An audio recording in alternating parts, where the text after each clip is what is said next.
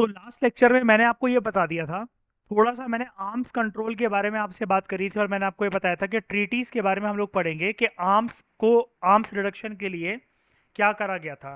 ठीक है, super powers के द्वारा जब उनको ये रियलाइज हो गया कि कोल्ड वॉर जैसी सिचुएशन के अंदर, और कोल्ड वॉर कभी भी अगर हॉट वॉर के अंदर अगर कन्वर्ट हो जाए, ठीक है, तो युद्ध होने से कोई नहीं रोक सकता, और ये युद्ध इतना डेडली होगा कि इस बार वर्ल्ड विटनेस करेगा थर्ड वर्ल्ड वॉर।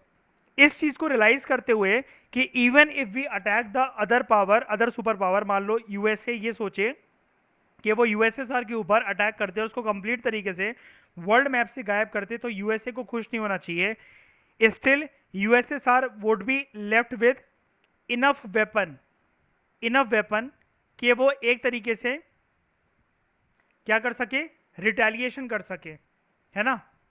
ये अभी तक नहीं कर रहे हैं, इसका मतलब लॉजिक ऑफ डिटरेंस है। लेकिन जिस टाइम पे लॉजिक ऑफ डिटरेंस टूटी, जैसे अगर हमने ऊपर देखा था कि कोई गलती से कोई जो सैनिक है दोनों की साइड से, कोई सोल्जर है, वो मिस्चीवियस एक्टिविटी करते, तो होगा क्या, एक तरीके से खतरा अल्टीमेटली जो होगा वो ह्यूमैनिटी को होगा। बात यहां पर सिर्फ यूएसए और यूएसएसआर की नहीं, ह्यूमैनिटी की है। इस चीज को रियलाइज करते हुए दोनों ने ये सोचा कि इन दोनों सुपर पावर्स के पास जो न्यूक्लियर आर्म्स है, जो न्यूक्लियर वेपन्स हैं, इसको उन्हें एक तरीके से इसके स्टॉक पाइल को, स्टॉक पाइल मैंने आपको बताया था गट्ठा, है ना, जो जोड़कर ये लोग रखे हुए थे, जो मल्टीप्लाई करे जाते थे, जैसे याद है प्लोरिफरेशन, मैंने आपको एक वर्ड बताया था, इसको हमें कम करने की जरूरत है। कम करने के लिए जब शुरू में इन दोनों को आर्म्स बनाने थे बहुत ज्यादा एक दूसरे से बहुत तगड़े के, तूने अगर 15 किलोवाट टन की पावर इसके अंदर डाली है तो तू देख मैं 25 किलोवाट टन की पावर डालूंगा, तूने अगर 500 किलो टन का कोई बॉम्ब बनाया है तो मैं 1000 टन का बनाऊंगा। इसको कहते थे हम लोग, जब ये आर्म्स की रेस चल रही थी उसको हम लोग कहते थे नॉर्मल भाषा में arms race.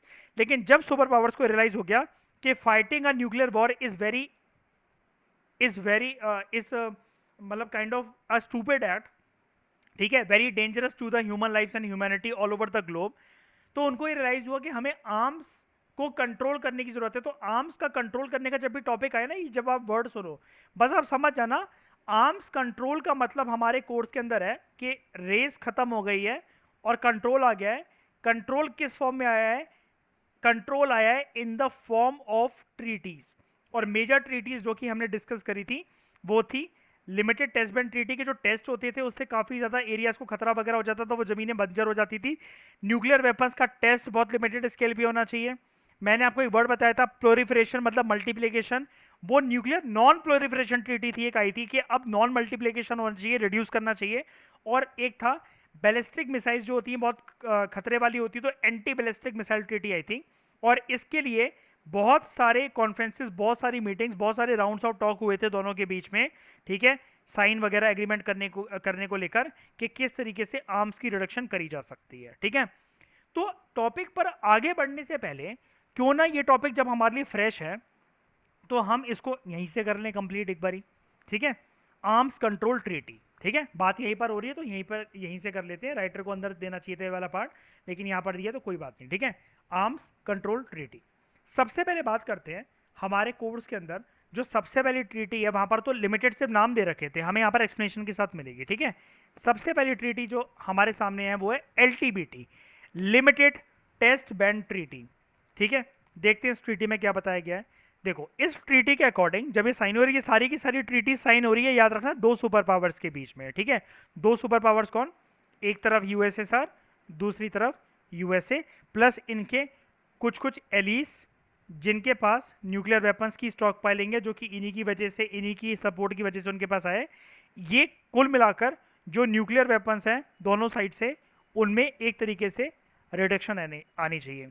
Both power should agree that they will stop using at least reducing nuclear weapons. ठीक है, शुरू करते हैं टॉपिक को एलटीबीटी से, लिमिटेड टेस्ट बैंड ट्रीटी।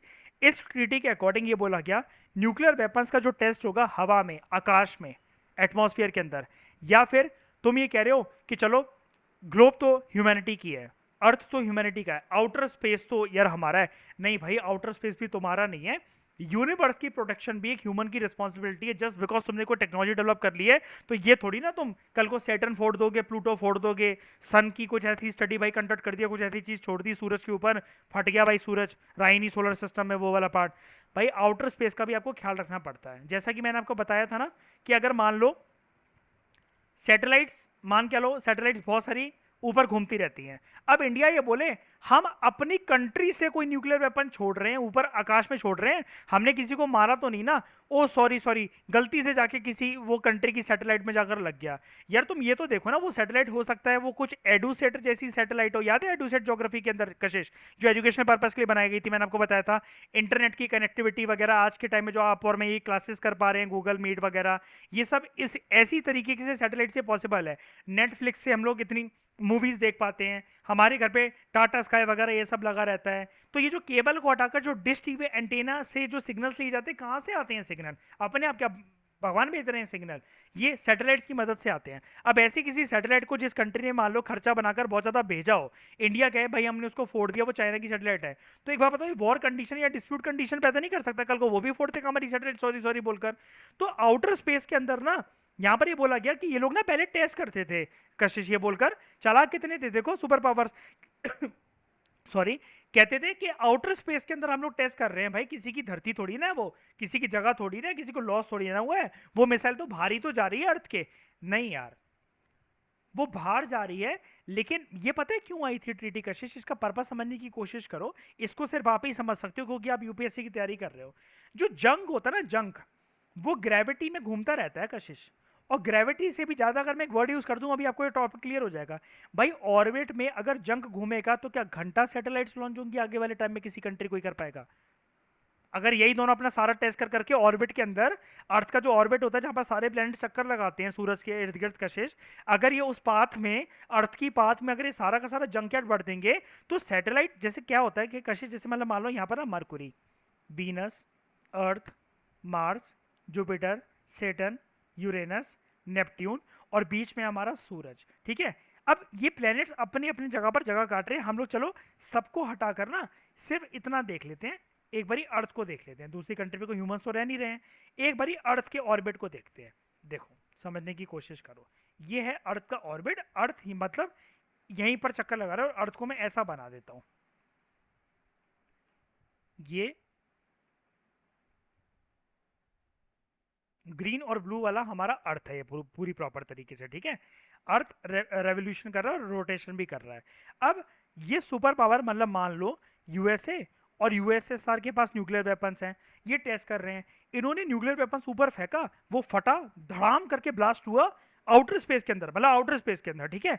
और यहाँ पर ऑर्बिट के अंदर इसका कोई पार्ट घूम रहा है, फिर न्यूक्लियर वेपन कुछ और किसी और ईयर में 1964 में फेंका, फिर उसका पार्ट घूम रहा है, 1972 में 10 फेंके, फिर उनके पार्ट घूम रहे हैं, फिर 75 में फेंके, फिर उनके पार्ट घूम रहे हैं।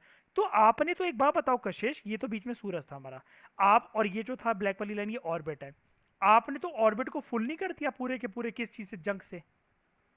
तो कल को अगर कोई कंट्री अपनी सैटेलाइट अगर भेजना चाहती है किसी एक अच्छे पर्पस के लिए, ठीक है, तो क्या वो कंट्री सैटेलाइट भेज पाएगी अपनी? बता रहे जरा, कई जगह दिख रही है इस ऑर्बिट के अंदर? नहीं दिख रही है। ये है इसका पर्पस, ठीक है। एक तो आउटर स्पेस वाली बात मैंने आपको बहुत डिटेल में बता दी, अंडर वाटर भी नहीं यार, अंडर वाटर भी नहीं, क्योंकि सुपर पावर्स को ये रियलाइज करवाना बहुत जरूरी था, दोनों को आपस में एक दूसरे को रियलाइज करवाना जरूरी था। भाई अंडर वाटर भी तुम्हारे बाप की जागीर नहीं है, ओशंस किसी के नहीं होते कशिश, पता है ना ज्योग्राफी में, आप तो पढ़ ही चुके हो मेरे साथ, ये ओशंस किसी के नहीं होते, oceans are international territorial waters, इनको हम लोग यही तो बोलते हैं ना, इंटरनेशनल टेरिटोरियल वाटर। जैसे हम लोग इंडियन ओशन की बात करते हैं, only ocean to name after country India, लेकिन क्या वो इंडिया का है क्या? आप तो जानते ही हो, साउथ एशियन कंट्रीज का नहीं है पूरा का पूरा, south east Asian country share नहीं करती क्या उसको? इंडिया का है क्या कि इंडिया ये कहेगा मैं इंडियन ओशन में किसी को नहीं आने दे रहा? भाई तुम अपनी बॉर्डर से 200 नॉटिकल माइल्स तक तो रोक सकते हो किसी को, वो तो हर कंट्री के पास होता है 200 नॉटिकल माइल्स, जिसको हम लोग कहते हैं एक्सक्लूसिव इकोनॉमिक जोन, है ना। लेकिन आप एक लिमिट के बियॉन्ड जाकर ये नहीं कर सकते कि आप ओशंस, ओशंस ना इंटरनेशनल टेरिटरीज होती हैं जो कि किसी कंट्री की नहीं होती हैं, ठीक है। जैसे जैसे कि मतलब ओशंस के अंदर यार सबसे पहले एक तरीके से कि अगर आप ह्यूमंस हो तो भाई आप मरीन लाइफ की भी प्रोटेक्शन आपकी रिस्पॉन्सिबिलिटी है। आप ये मत सोचो कि भाई हम सारा का सारा मरीन लाइफ को डिस्ट्रॉय कर देंगे, टेस्ट कर करके, ये कर करके, वो कर करके।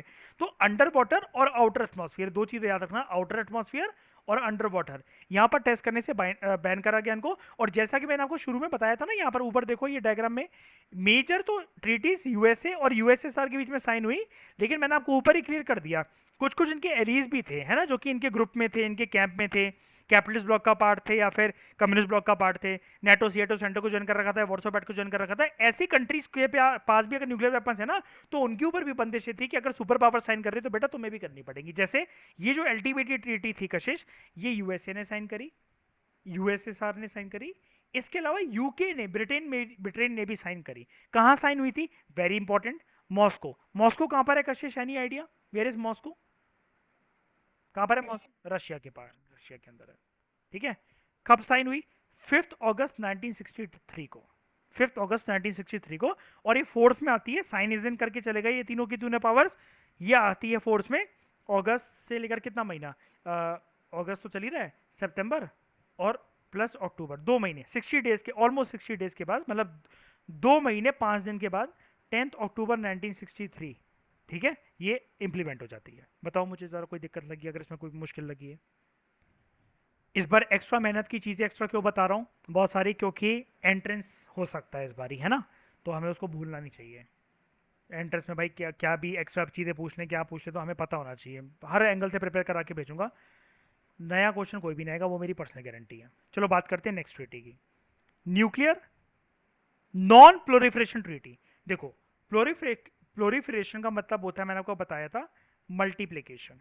जब आप मल्टीप्लीकेशन, जब आप दिन दुगना रात चौगुना किसी चीज को बढ़ाते रहते हो, मल्टीप्लाई करते रहते हो, उसको कहते हैं हम लोग प्लोरिफरेशन।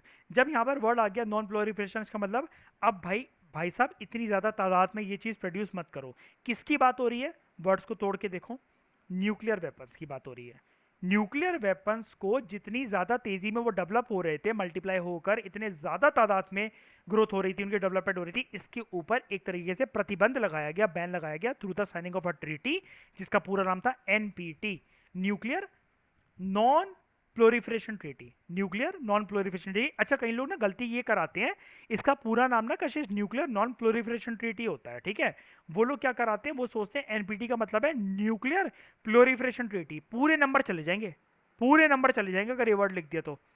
यहाँ पर वैसे गलती ये भी है कि फुल फॉर्म की गलती भी हो जाती है थोड़ी सी, लेकिन भाई इसका यही है एब्रीविएशन इसका, हम लोग लिखते हैं इसको एनपीटी है।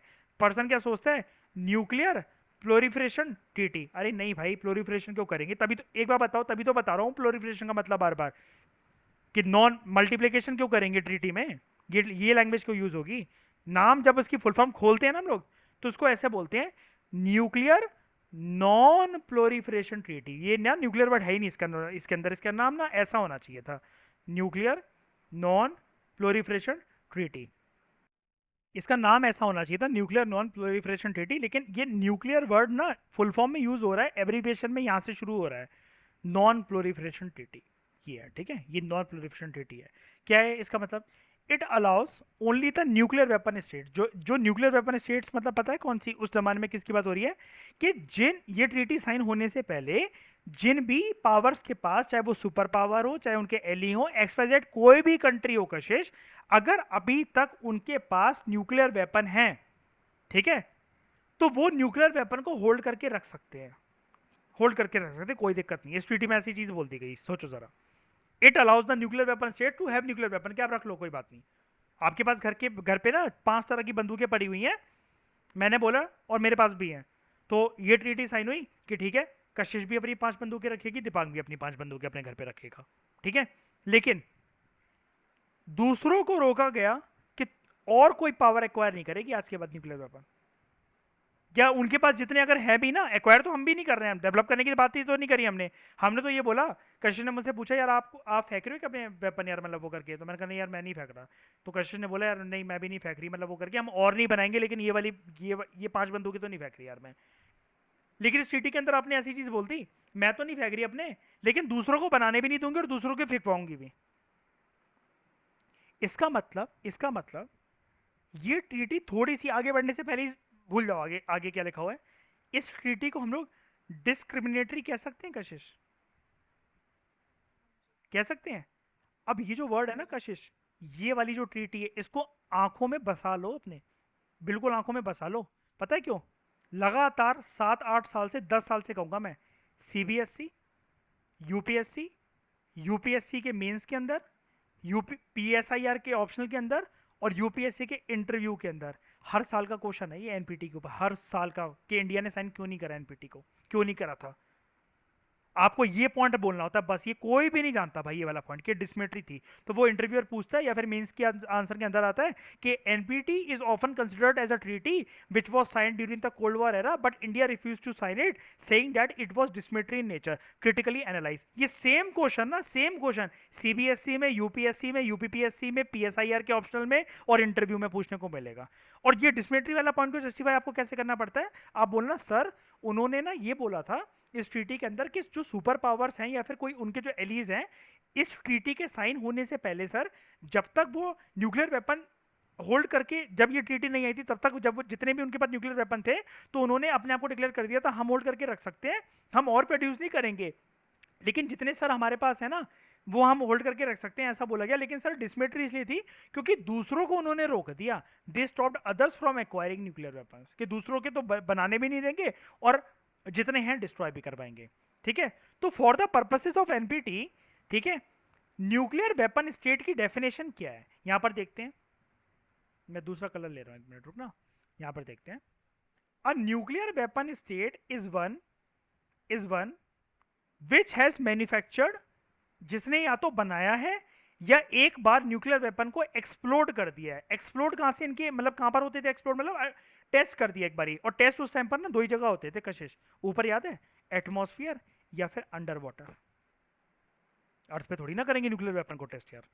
ठीक है, या तो उन्होंने मैन्युफैक्चर कर दिया है या फोड़ के देखा है एक बारी न्यूक्लियर वेपन को, या फिर दूसरे न्यूक्लियर एक्सप्लोजिव डिवाइसेस को, कोई भी, मतलब जैसे कोई एक नई चीज बना ली उन्होंने वो करके, प्रायर टू कितनी डेट से पहले, ध्यान से सुनना, 1 जनवरी 1967, 1967 के न्यू ईयर से पहले, 1967 के न्यू ईयर से पहले, नए साल के उद्घाटन से पहले, अगर कोई भी ऐसी कंट्री है जो कि न्यूक्लियर वेपन होल्ड करती थी, मैन्युफैक्चर करती थी, एक बार एक्सप्लोड कर चुकी है, एक बार टेस्ट कर चुकी है, चाहे वो बंदूकों से या कोई नया डिवाइस बनाकर, 1967 के 1 जनवरी से पहले, तो भाई साहब आप रख सकते हो, आप रख सकते हो, कोई दिक्कत नहीं है, आपके ऊपर कोई प्रतिबंध नहीं है। आपको नहीं, ना उनको फोड़ना पड़ेगा, ना उनको डिसमेंटल करना पड़ेगा, ना उनको क्या कहते हैं कम करना पड़ेगा, ना उनको क्या कहते हैं उनके पुर्जे अलग करने हैं। बिल्कुल जितने हैं, चाहे आपके पास अरबों खरबों 500 600 5 एक से लेकर अनगिनत गिनती तक जितने भी हैं, बस 1 जनवरी 1967 से पहले अगर आप होल्ड करके रखते थे, आप होल्ड करके रखो। इसके बेसिस पर दुनिया के सामने ना, दुनिया के सामने कशिश 5 न्यूक्लियर वेपन स्टेट्स इमर्ज होकर आई।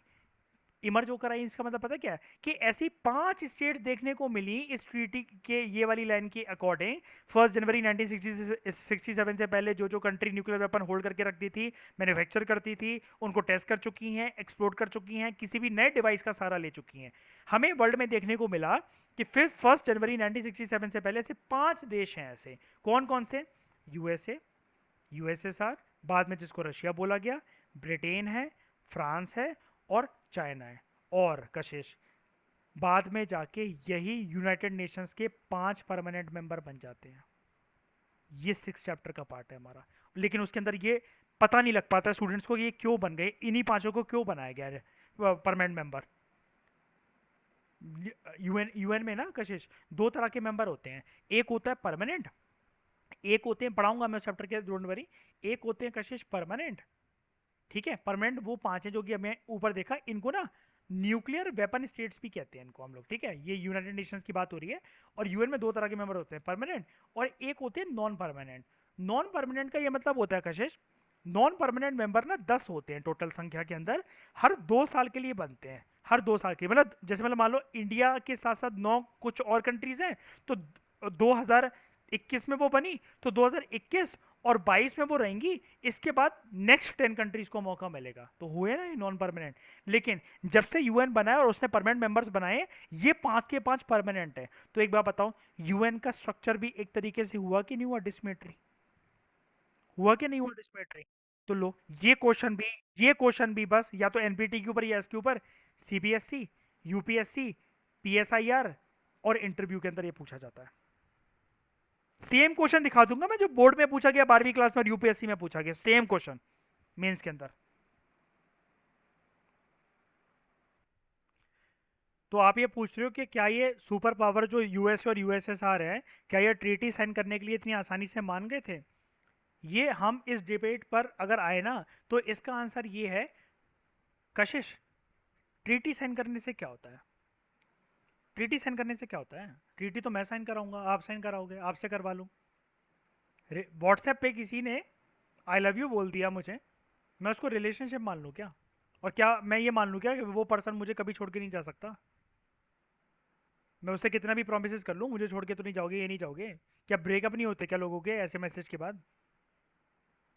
लेकिन ये ट्रीटी पे अक्सर ये अमल रहे हैं, ये सुपर पावर्स अमल रहे हैं। लेकिन पता है बाकी कंट्रीज को यही तो डर लगता था, यही तो डर लगता था इंडिया जैसी कंट्रीज को। क्यों नहीं साइन करी इंडिया ने ट्रीटी? क्यों बोला कि एनपीटी डिसमेट्री है? यूएन को भी बोला जाता है कि यूएन ना 21st सेंचुरी के हिसाब से इतना ग्रो कर चुका है। भाई तुम ये क्या ये तुमने कर रखा है, ये स्ट्रक्चर की क्या बना रखा है भाई, ऐसा स्ट्रक्चर कि तुमने, दुनिया इतनी आगे बढ़ गई, तुम्हें 5 ही परमानेंट मेंबर मिले हैं और तुम्हें नॉन परमानेंट मेंबर सिर्फ 10 ही मिले हैं। वर्ल्ड में कंट्री तो 200 से ज्यादा है। ये कहाँ का इंसाफ है? ऐसा इंडिया और बड़ी सारी कंट्रीज का कहना है, जो कि हम 6 चैप्टर के अंदर बहुत डिटेल में इस आर्ग्यूमेंट को देखेंगे, काफी ज्यादा डिटेल में देखेंगे इस आर्ग्यूमेंट को। ठीक है, लेकिन अच्छी बात। हाँ बताओ और पूछो, हाँ बताओ बताओ। अच्छा अच्छा, ये इनिशिएटिव किसने लिया ये ट्रीटी फॉर्म करने का? देखो, ये इनिशिएटिव एक तो लिया, मतलब एक तरीके से यूएन बन गया था उस टाइम पर, ठीक है, यूनाइटेड नेशंस। तो यूएन मतलब ये कहता है, यूएन किस लिए स्टूड है, क्यों खड़ा है यूएन? यूएन बनाया इस पर्पज से गया था ताकि थर्ड वर्ल्ड वॉर ना हो। एक तो इसका इनिशिएटिव था नंबर वन। ठीक है, इससे भी ज्यादा किसका इनिशिएटिव था कि अब देखो उसके कहने से क्या होता है, वो तो एक इंटरनेशनल संस्था है ना भाई, आपको और मेरे को बुलाकर कोई जबरदस्ती थोड़ी ना ले जाएगा। सब लोग अगर मुझे बुला भी रहे हैं, अगर मैं चिढ़ गया हूँ भाई, मुझे किसी की शादी में नहीं जाना, कितने भी लोगों का कॉल आ जाए भाई, मैं तो नहीं जाऊंगा, रूठने तो उनको। यहाँ पर ना एक तरीके से दोनों इसलिए आए हैं क्योंकि दोनों को खुद रियलाइजमेंट है यार, खुद रियलाइजमेंट है दोनों को कि कल को अगर चलो लॉजिक ऑफ डेटरेंस हम फॉलो कर रहे हैं, अच्छी बात है, अच्छी बात है।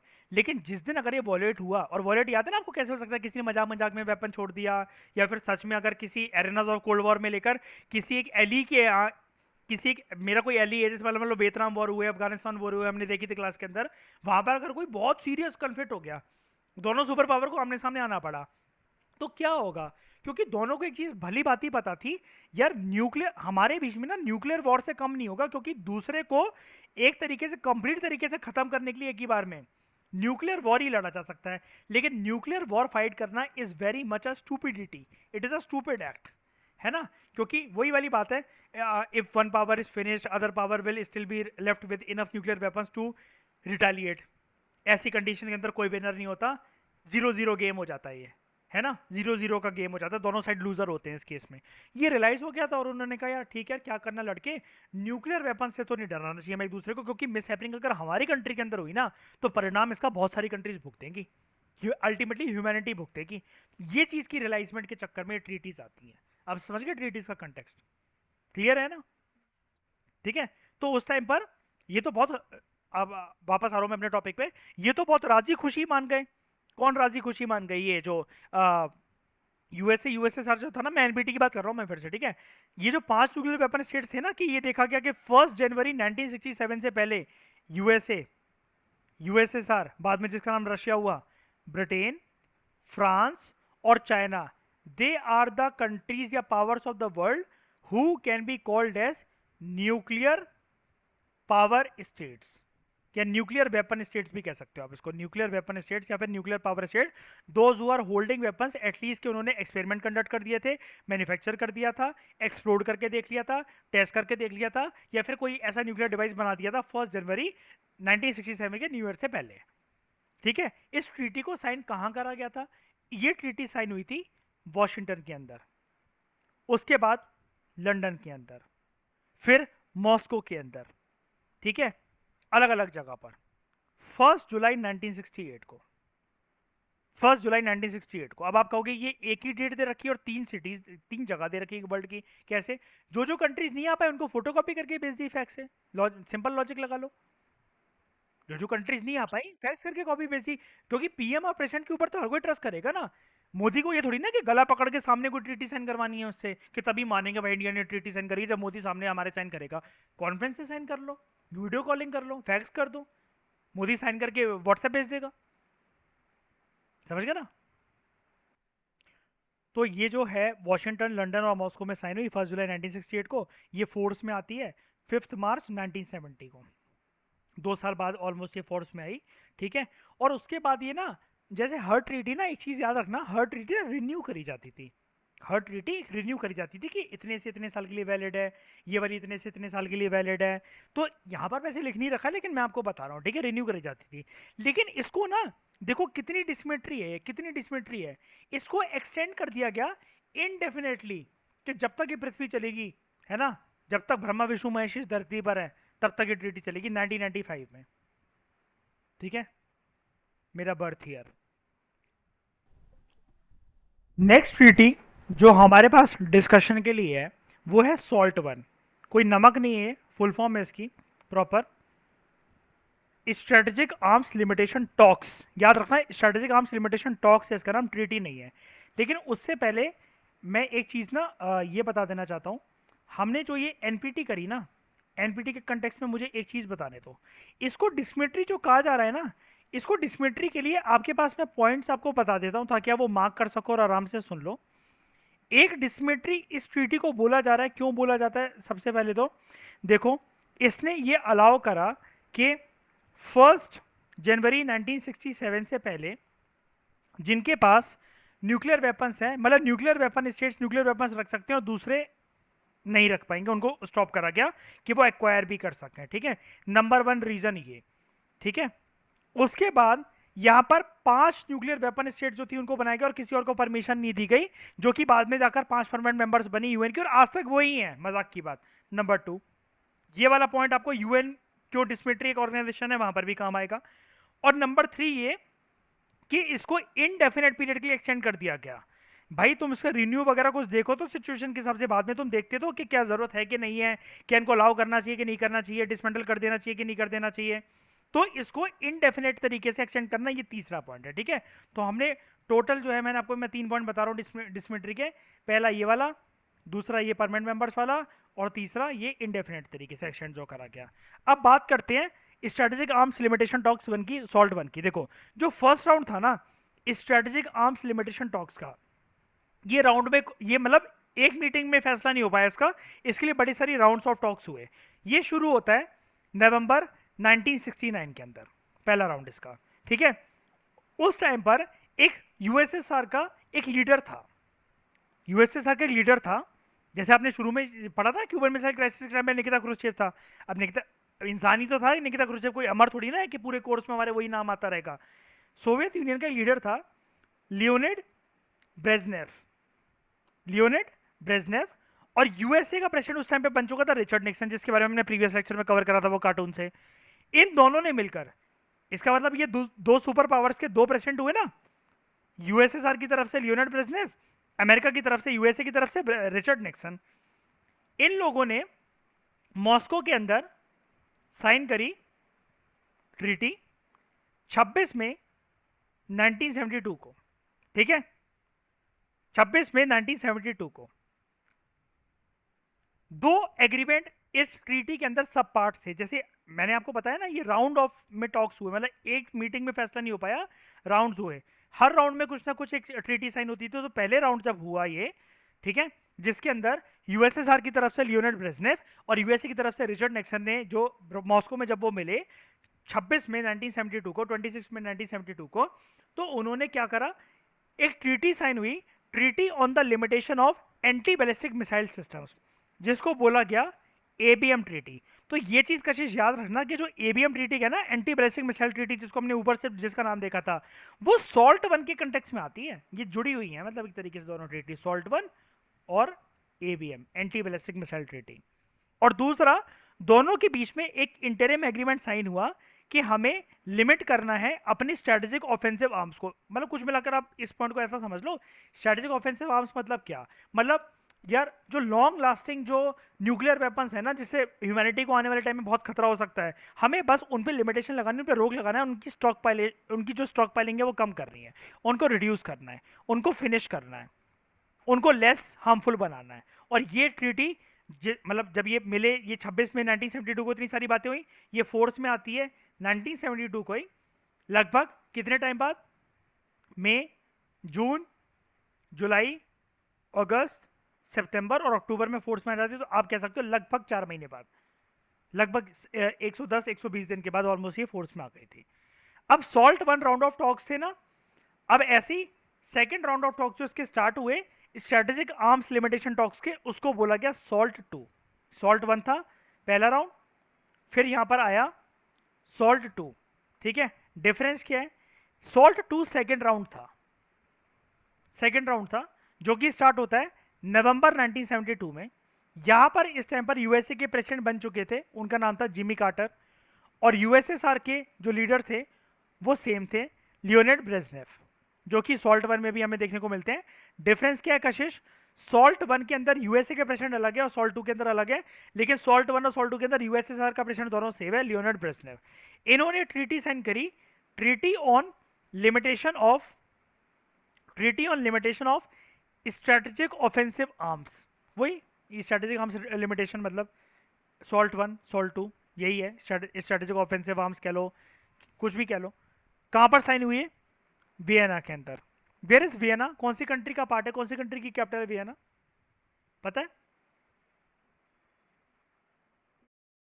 वो ऑस्ट्रिया का पार्ट है, ऑस्ट्रिया का पार्ट है। वीना याद दिलवाऊं कहाँ होता है, सॉरी वियना कहाँ होता है याद दिलवाऊं? ए दिल है मुश्किल में जब रणवीर कपूर ऐश्वर्या राय से मिलने जाता है ना, जिस जगह पर, वो वियना होता है। ठीक है, 18 जून 1979 को ट्रीटी साइन होती है। ठीक है, उसके बाद नेक्स्ट ट्रीटी आती है स्टार्ट 1 और स्टार्ट 2 के नाम से।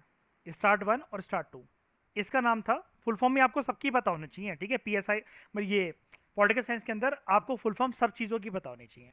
ठीक है, ये ट्रीटी साइन करी गई थी यूएसएसआर के प्रेसिडेंट के यूएसएसआर के प्रेसिडेंट के द्वारा, जिनका नाम था मिखेल गर्बाचोव। इनका नाम सेकंड चैप्टर के अंदर आता है कशिश। ठीक है, अगर आप वो कर चुके हो तो आपने सुना तो होगा ही पक्का स्कूल के अंदर। मिखेल गर्बाचोव, जैसा कि मैंने आपको बताया था, ये 2 रिफॉर्म्स लेकर आए थे, प्रीस्ट्रोइका और ग्लासनोस्ट, और ग्लासनोस्ट जो कि बहुत फेलियर रिफॉर्म्स थे, जिसकी वजह से यूएसएसआर का डिसइंटीग्रेशन हो गया था। ठीक है, अच्छा था दिल से प्रेसिडेंट, अच्छे मकसद से लाए थे रिफॉर्म्स, लेकिन टिक नहीं पाए, समझ में नहीं आया ज़्यादा किसी को।